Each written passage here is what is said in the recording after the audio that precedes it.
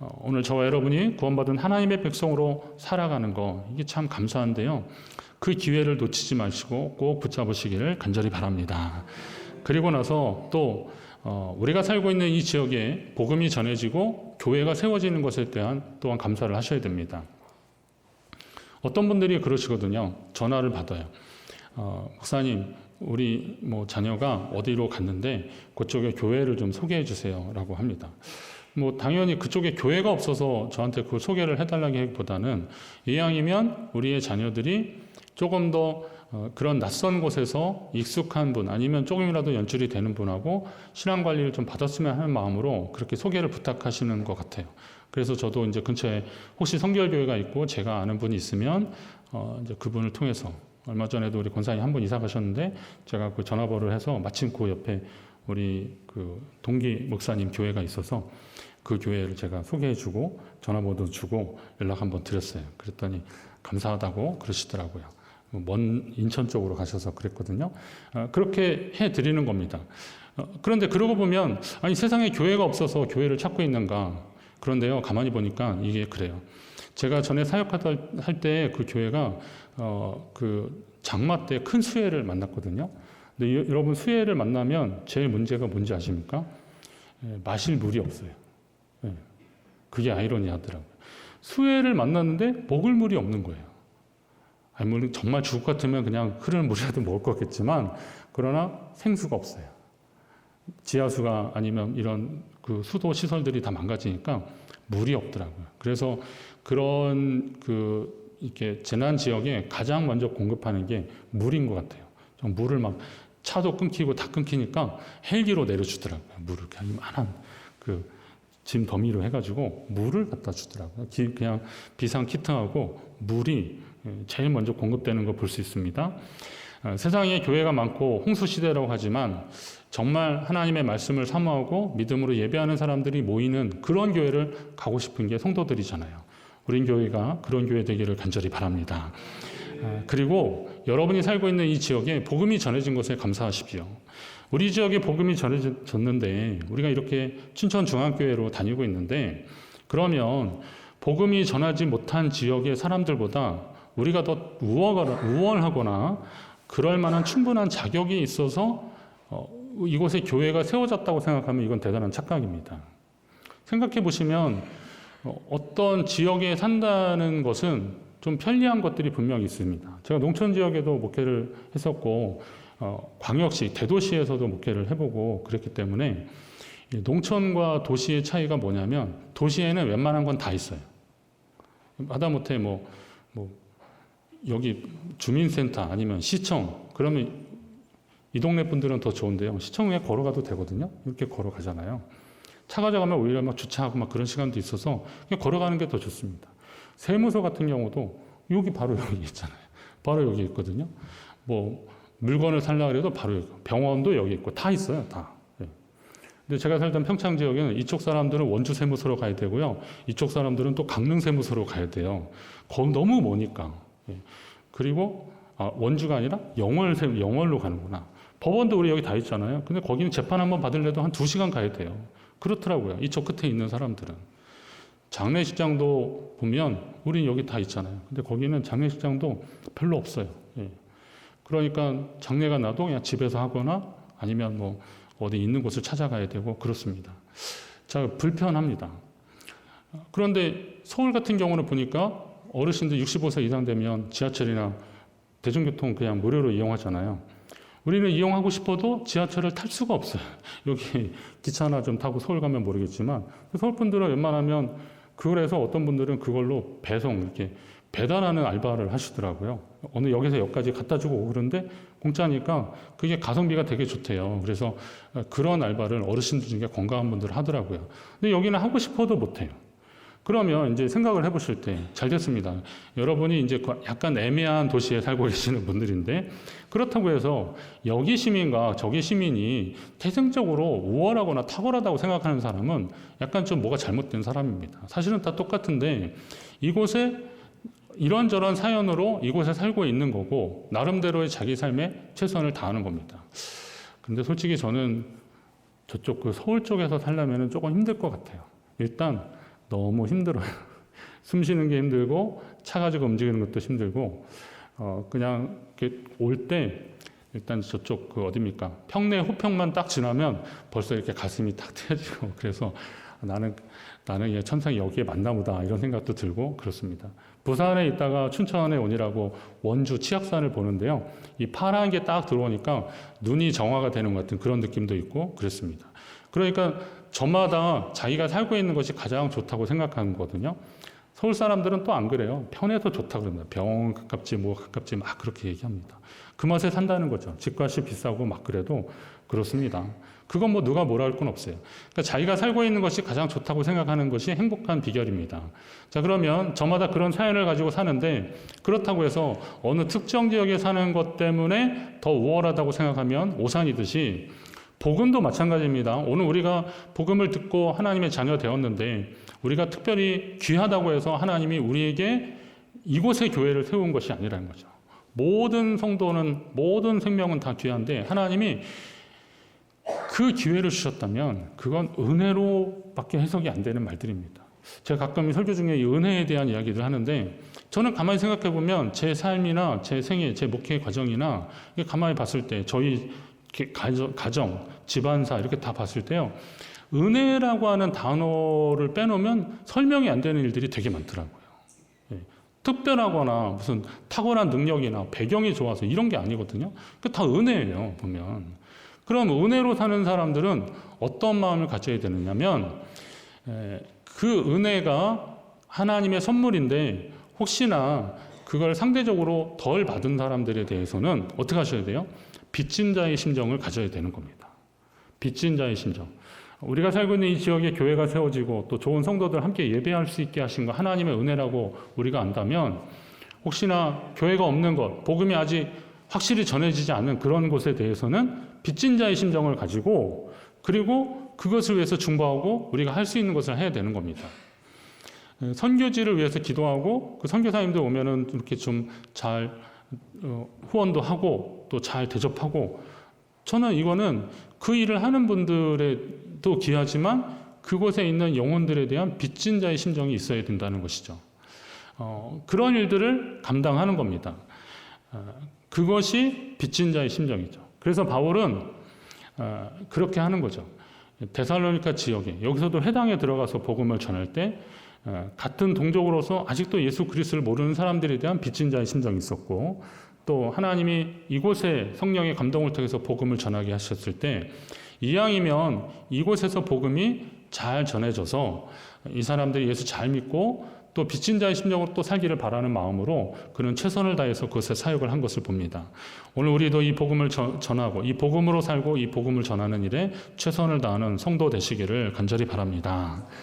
자, 회당에서 먼저 복음을 전했다고 했는데 회당에서는요 또 그러한 장점들이 있었어요. 비록 그들이 바울을 환영하지는 않았지만 일단 회당에 모인 사람들은 유대인들도 있었고 유대교로 개종한 이방인들도 있었던 겁니다.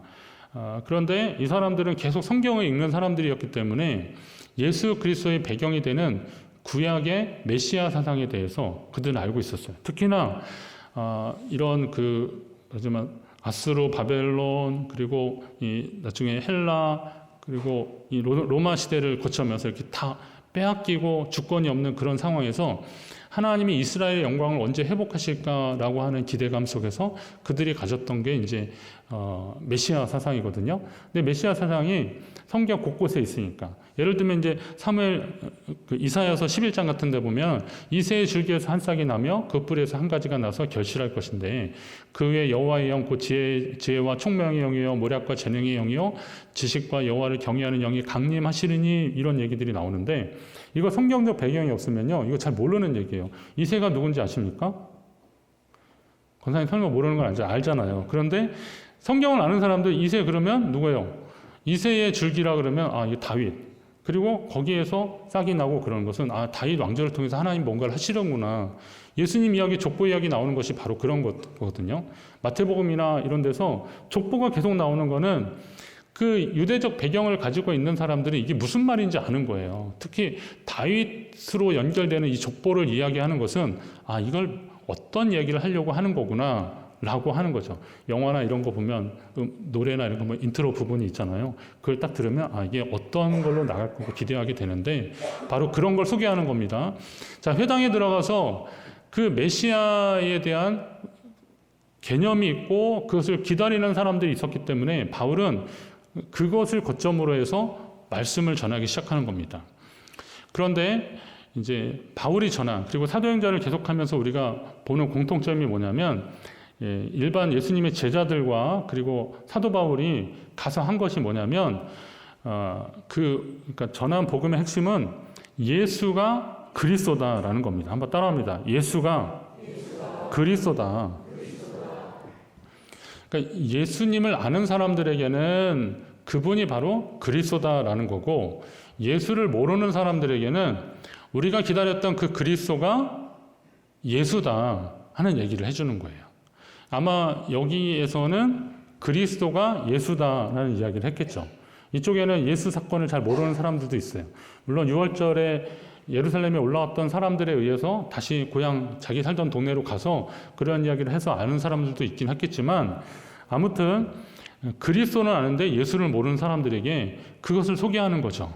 그러면 이건 굉장히 단순해야 되는 겁니다. 이걸 막 복잡하게 어떤 배경을 자꾸 얘기하면 되게 힘들어요.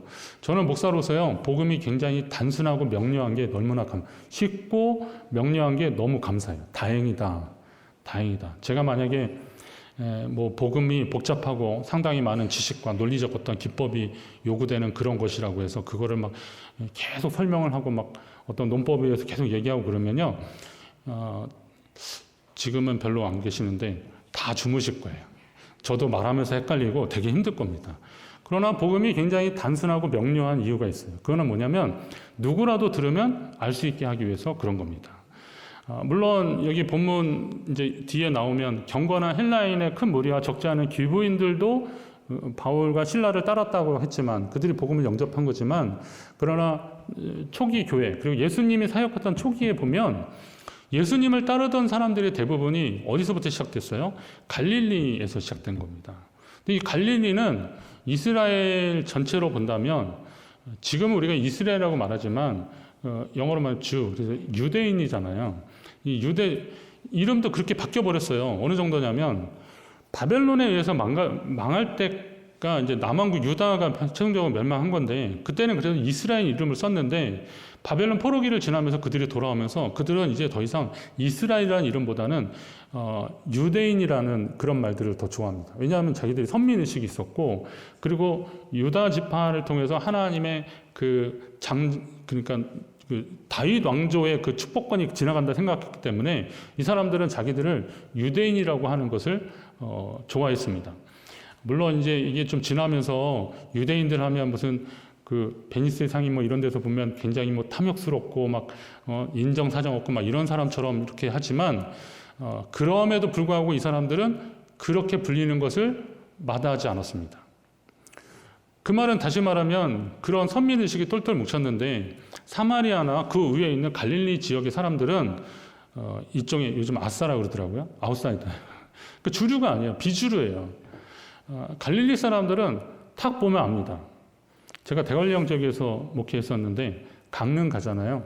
그러면 한 4월 달쯤에 중후반에 강릉 가잖아요. 그러면 저 대관령 넘어온 사람인지 딱 보면 알아요.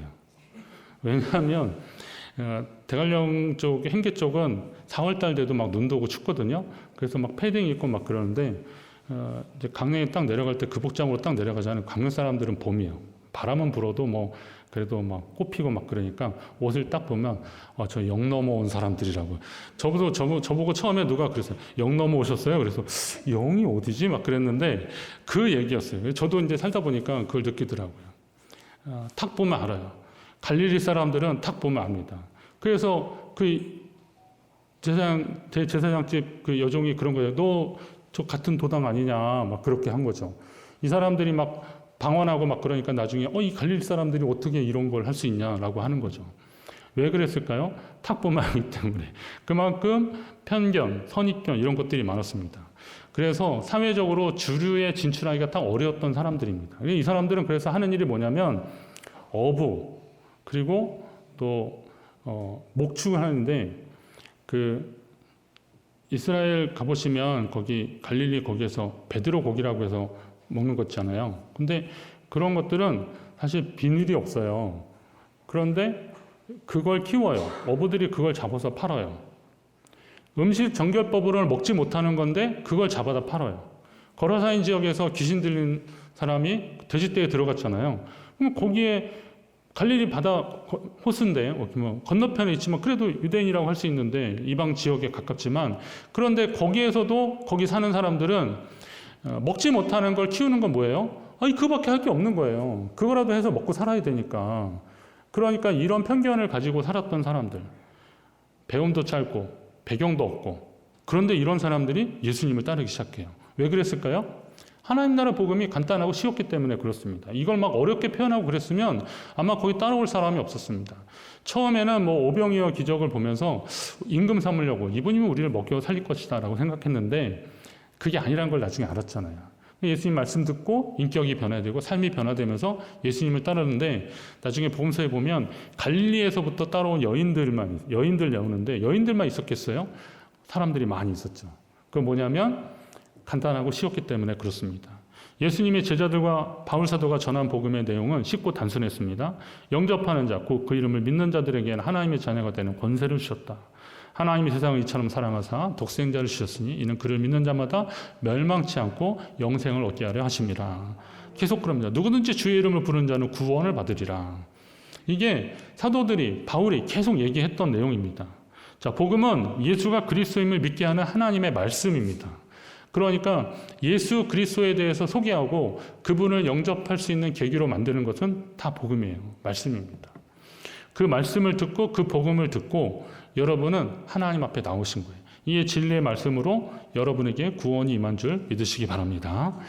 그러면 이제 같은 이 단순하고 명료한 이 말씀을 들었는데 어떤 사람들은 거기에 반응했고 어떤 사람들은 반응하지 않았어요. 수능 끝나고 만점 받은 학생이 왜 인터뷰를 그렇게 하라고 시키는 것 같아요. 공부의 비결이 뭡니까? 했더니 수업 시간에 선생님 말씀을 잘 듣고 뭐 예습 복습을 잘했다는 거예요. 저도 했는데 나는 왜 만점이 안 나올까요? 친구들이 저거 뻥이라고 막 그러는 거죠.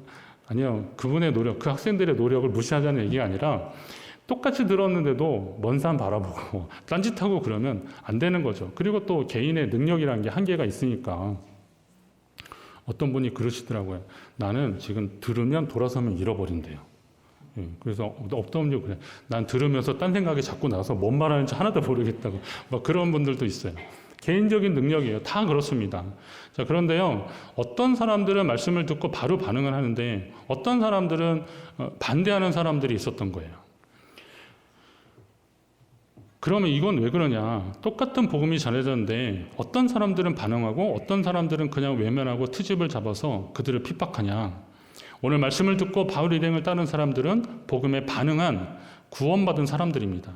말씀에 반응한다는 것은 잠자던 영혼이 깨어나는 것과 같은 겁니다. 그러니까 하나님의 말씀을 들으면 잠자던 영혼을 깨우는 것 같은 그런 거죠. 제가 초등학교 2학년 때 미끄럼틀에서 떨어져가지고 제 팔이 한번 부러졌습니다. 가방에 이렇게 들고 집에까지 갔더니 어머니가 놀래가지고 빨리 병원으로 갔는데 엑스레이 찍어보고 그랬더니 팔이 부러졌더라고요. 그래서 깁스를 이렇게 했습니다. 이렇게 여기까지 다 해가지고 여기만 이렇게 내놓고 다 했어요. 그래서 얼마나 해야 돼요? 한 달은 해야 된다는 거죠. 그래서 한 달을 하고서 그거 할 때는 되게 재밌었습니다. 로버트 팔이잖아요. 그래서 또 농담도 했어요. 아, 밥 먹는 손은 살았다. 그래서 막 먹기도 하고 그랬습니다. 근데 한 4주 지나고 나면 이제 풀면 되는 줄 알았더니 딱 푸니까 어떻게 됐어요? 제 팔이 이렇게 굳어버린 거예요. 이게 안 돼요. 손을 들라 그러면 펴지지 않고 이렇게 되고 막 그러는 거죠. 그래서 제가 너무 놀랐어요. 어린 마음에 너무 놀래가지고 제가 엄마한테 막 물은 거죠. 나 이렇게 살아야 되는 거냐고 그랬더니 어머니가 막 웃으시면서 선생님 말씀 잘 들으면 펴줄 테니까 따라 하라는 겁니다. 그냥 지금처럼 특별한 물리치료나 재활치료를 한 건 아니고요. 그냥 집에서 이렇게 핫백하면서 이렇게 계속 하라는 거죠. 꾸준히 해보니까 이게 펴지더라고요. 여러분 이걸 잘 생각해 보셔야 됩니다. 죄에 익숙한 인생이 처음부터 복음에 반응하기란 어렵습니다.